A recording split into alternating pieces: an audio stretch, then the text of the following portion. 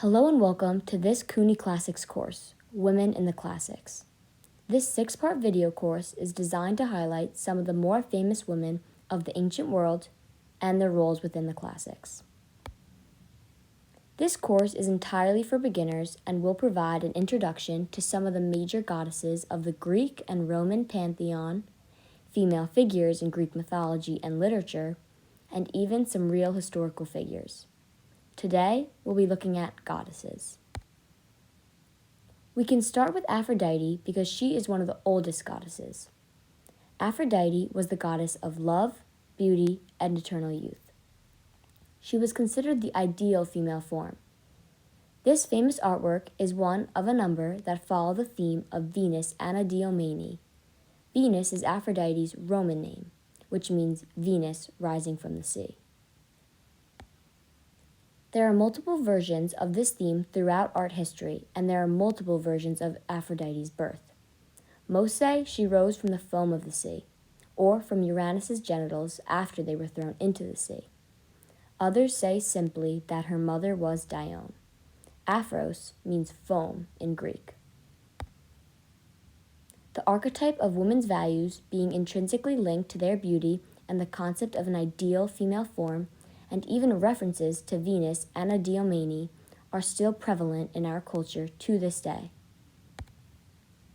Aphrodite was, as we know, gorgeous, and this was seen as one of her greatest strengths, beauty.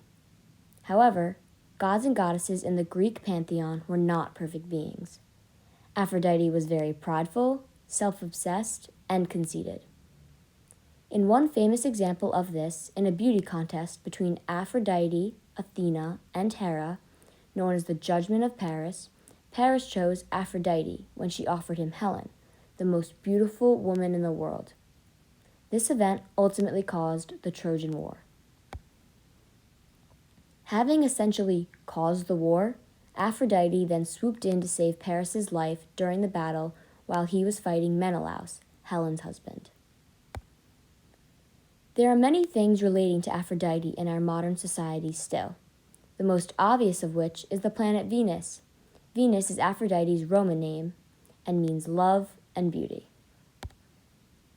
The second goddess we are going to discuss is Athena, goddess of wisdom, warcraft, and warfare.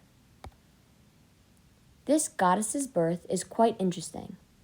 It is said that she sprang from the head of her father Zeus, who had swallowed the goddess Metis in order to avoid a prophecy that her second child would overpower him. Athena is usually pictured with dark brown hair, dark gray eyes, very tall, usually wearing armor. She is one of the more masculine goddesses, and as we can tell, she was a very shrewd and militant figure in Greek and Roman mythology. The influence of Athena, also known as Minerva in Roman, is also still ever present today. Most notably, the city of Athens is named after Athena. On this ancient Athenian coin, you can see the marks of Athena, an olive branch and owl. Her association with owls still leads us to relate them to wisdom and wit, and it was the olive tree that earned her patronage of Athens. In a competition, Poseidon offered the city a salt water spring, whereas Athena offered the olive tree. The third goddess is Hera, whose Roman name is Juno. Hera was known as Queen of the Gods because she was married to Zeus. She is the goddess of woman, marriage, family, and childbirth. Zeus was totally unfaithful to Hera, all the time. We only need to look at Zeus's family tree to see this. This is a great example of sexism in ancient mythology.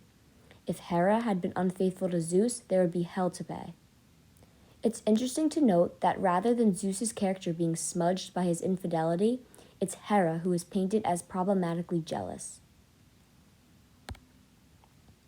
Hera is often pictured with peacocks, which she created, inspired by her 100-eyed giant Titan bodyguard Argus. A perfect example of sexism, even from women themselves, is the story of Echo. Echo was a nymph who Zeus had been having an affair with.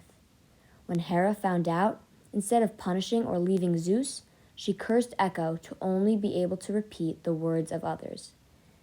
This is where we get the word echo from in our vocabulary today. The final goddess we are going to discuss is Artemis. Artemis is also known as her Roman form Diana, and is the goddess of hunters, childbirth, nurturer of the young, and protector of chastity. Artemis is a very interesting goddess, and here's why. Artemis is a twin of Apollo and child of the goddess Leto, and an unfaithful Zeus.